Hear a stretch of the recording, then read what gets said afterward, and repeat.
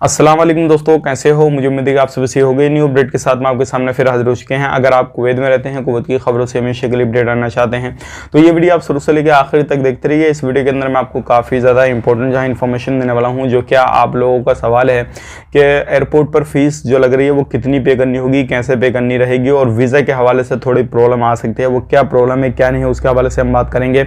और भी जो है एप्लीकेशन के हवाले से जानकारी आ रही है निकल के, उसके हवाले से मैं आपको बताऊँगा। नहीं तो आपको लॉस हो सकता है अगर आप ने इस चीज को इग्नोर कर दिया तो। बिना देरी के वीडियो शुरू करते हैं, लेकिन उससे पहले मैं आपको बता देता हूं, चैनल हमारा पहली बार देख रहे हैं, चैनल को सब्सक्राइब करें और साथ ही साथ बेल आइकन जरूर प्रेस कर दें ताकि हमेशा आपको इसी तरीके से अपडेट मिलती रहे और आप हमेशा हमारे साथ में जुड़े रहें। तो सबसे पहली अपडेट की तरफ बढ़ते हैं। जो बड़ी अपडेट आ रही है, जो लोग कुवैत के अंदर एंट्री कर रहे हैं या फिर एंट्री कर चुके हैं, उन्होंने अभी सोलानिक एप्लीकेशन को जो है डाउनलोड नहीं किया है किसी भी तरीके से और करना चाहते हैं एंट्री आने वाले वक्त में, तो सभी लोग जो है अपने मोबाइल के अंदर सोलानिक एप्लीकेशन को जो है डाउनलोड कर लें। नहीं तो आपको परेशानियां आ सकती है और हो सकता है आप पर जो है जुर्माना वगैरह भी लगाया जा सके। क्योंकि प्रॉब्लम ये हो रही है, बहुत सारे लोग जो है इस एप्लीकेशन को यूज़ नहीं कर रहे हैं। गवर्नमेंट इस चीज़ को बोल रही है कि जो लोग यूज़ नहीं करेंगे उनको जो है जुर्माना वगैरह भी डाला जाएगा।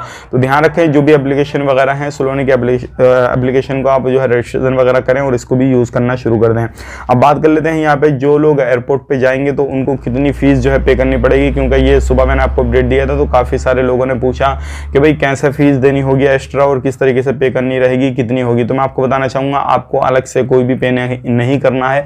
जब आपका टिकट खरीदा जाएगा तो उसी के अंदर इंक्लूड करके आपके टिकट के साथ ही जो है वो काट ली जाएगी आपसे, और आपको अलग से कुछ भी करने की ज़रूरत नहीं है। जब आपका टिकट लिया जाएगा तभी उसी के अंदर जो भी है फीस वो आपकी इंक्लूड हो जाएगी और आपको कहीं पर कुछ भी करना नहीं पड़ेगा। अब बात कर लेते हैं यहाँ पे वीज़ा को लेकर काफ़ी ज़्यादा प्रॉब्लम आ रही हो सकता है आने वाले वक्त में आ सकती है।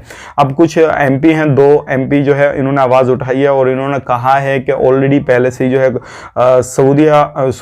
कुवैत में जो है इंडिया के जो लेबर कैटेगरी है वो काफ़ी ज़्यादा है, मिस्री की भी काफ़ी ज़्यादा है। तो जिन कंट्रियों की काफ़ी ज़्यादा है तो क्या हमें अभी भी इन कंट्रियों की लेबर की ज़रूरत है या नहीं, तो उन्होंने मना किया है। लेकिन आने वाले वक्त में क्या होगा क्या नहीं होगा वो तो खुदा ही बेहतर जाने। लेकिन फिलहाल में अगर 2-4 एमपी और उनके साथ में हो गए तो वीज़ा में थोड़ी परेशानी पड़ सकती है।